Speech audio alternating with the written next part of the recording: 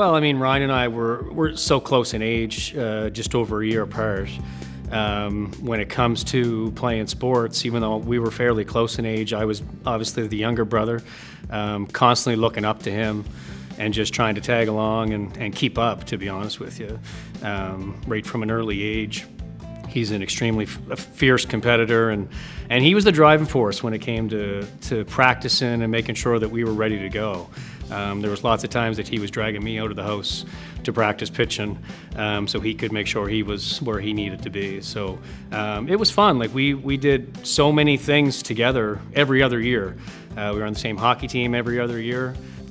Same ball team every other year. So it was a real good opportunity for us to kind of grow together.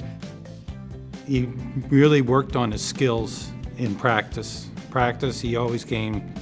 His practice was like a game, really, to him. It was to get better. He played a smart game, and he would always move the puck up the ice, move it to the right guy.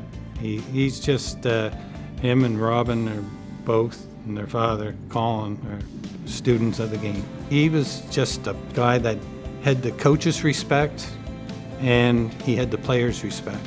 That was one of the main things for a captain, and he did that. He was a leader.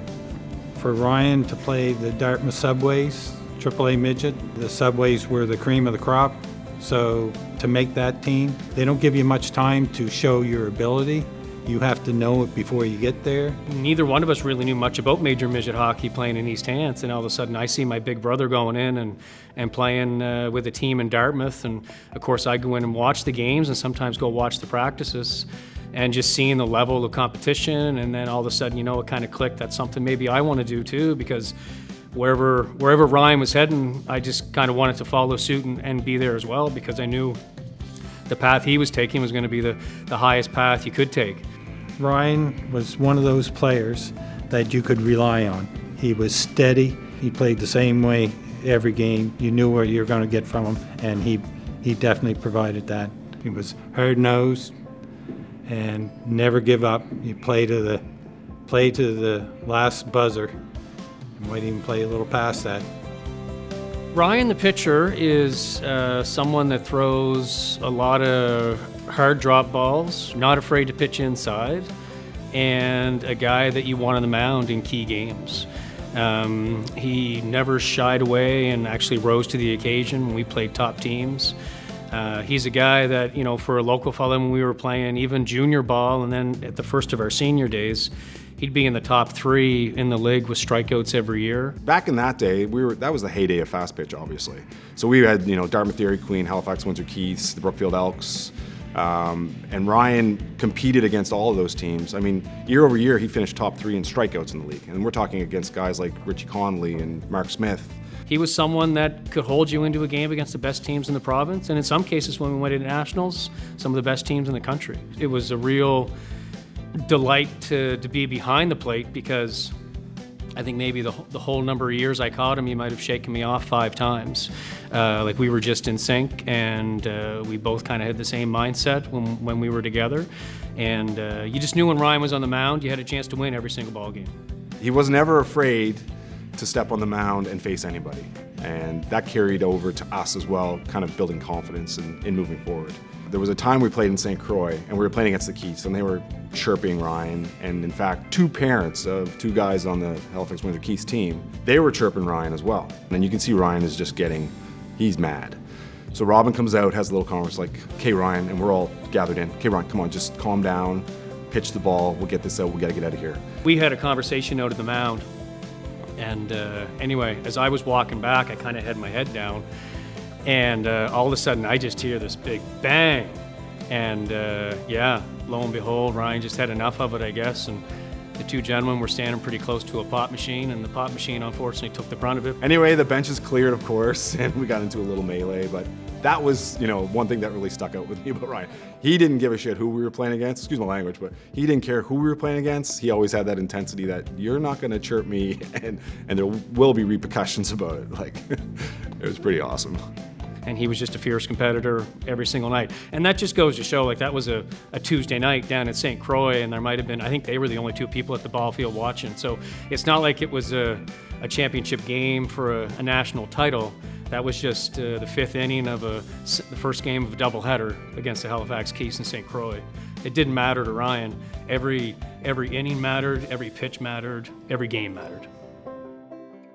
Ryan represented our province of Nova Scotia 7 times. He also played with Fredericton for 1 year at Senior Nationals in British Columbia. To make that many trips to the Senior Nationals, and sometimes it wasn't even with teams he played on, because he would get picked up. You know, there were times that he got picked up by the junior team in Sheet Harbour to go away to Nationals in Ontario when our team wasn't successful to go. And then at the senior level, he got picked up by Fredericton to go to BC to compete at the Nationals. So that's just the type of player he was. If he wasn't going with his team, then there was other teams that were certainly seeking his talents and his competitiveness to go with him, because they knew it would give them a better shot to come home with a medal. I think that if he had stayed healthy, he would have even been more recognized and maybe had opportunity to actually play, or at least be on a 40-man roster, or have an opportunity to try out for the national team. That's how good he was. You know, Ryan was a special athlete. I think he was, as a dual athlete, hockey and baseball, he excelled at both, and I think a lot of it had to do with his commitment to doing things the right way.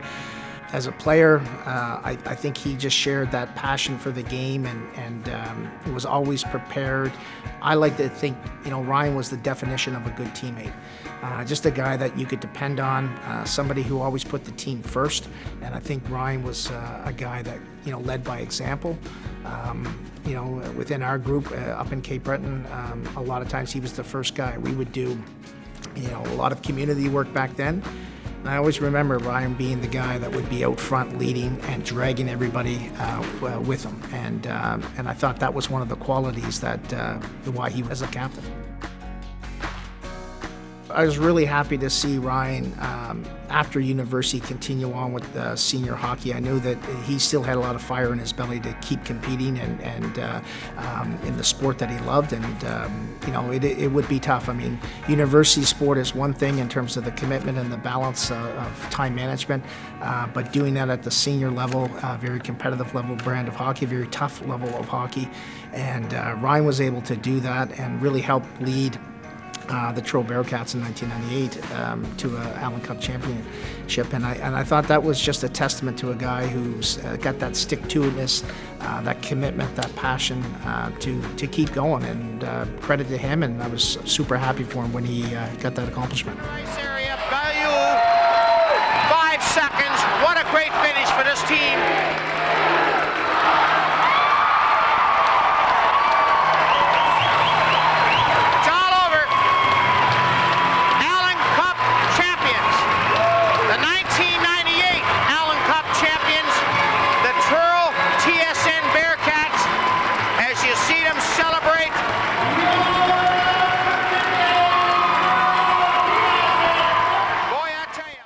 An epic 6-1 win made them only the second Nova Scotia senior hockey team to bring home the Allan Cup since the 1935 Halifax Wolverines. And tonight, we induct the players, coaches, trainers, managers, and owner of the 1998 TSN Truro Bearcats Hockey Club into the Nova Scotia Sport Hall of Fame. Tom Beaton, Reggie Bowes, Stephen Gordon, Barry Harrietta, Ryan Isenor.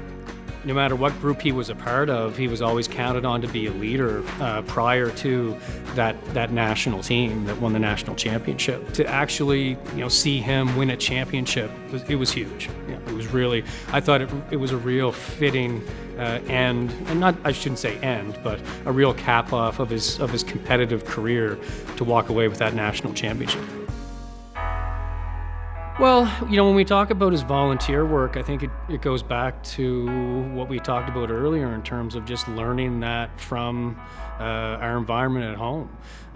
We never even thought it was an option to not give back after you played, because we got so much from both of the sports that we played at, and I know that, you know, the reason that he gave back was because the exact same reason we all do, is because we feel that, you know, we wouldn't have had those opportunities if somebody hadn't have given up their time to do it for us. So that volunteer time that Ryan put in is not only back then, but even to like this day, Ryan still volunteers his time. He's part of the Camp Pitch program with Softball Nova Scotia. So he's out there teaching coaches how to teach kids how to pitch, and also teaching kids how to pitch. And I think that a lot of that goes by the way he was raised, and a lot of that would have naturally flowed from his father, who I got to know as a young hockey player, and was always impressed with Colin and his care for his community. And I think that has just trickled down to Ryan, and our community has certainly benefited from that. He was tough and hard-nosed as a player, but I think underneath, one of the special things I always think about Ryan is he's a kind person. He's a good person, and a lot of people maybe don't see that side of him when you see him playing, because he plays with a lot of emotion, a lot of heart, and but deep down, he's just a good person. He's coached Junior B here in East Hants. He's been the president of East Hants Minor Hockey. He's been involved in Hockey Nova Scotia. Certainly some high-profile things that garner a lot of publicity or a lot of attention. But Ryan's also the guy that could go to a ball field on a Saturday at 9 o'clock in the morning to work with a 9-year-old kid to teach him how to pitch. And a lot of people don't necessarily see that in Ryan, and he would never make that a big thing or expect people to make a big deal about that. But he's done that so many times for so many athletes without expecting anything in return, and that just speaks to his character and who he truly is. 2024 East Hants Sport Hall of Fame inductee, Ryan Isenor.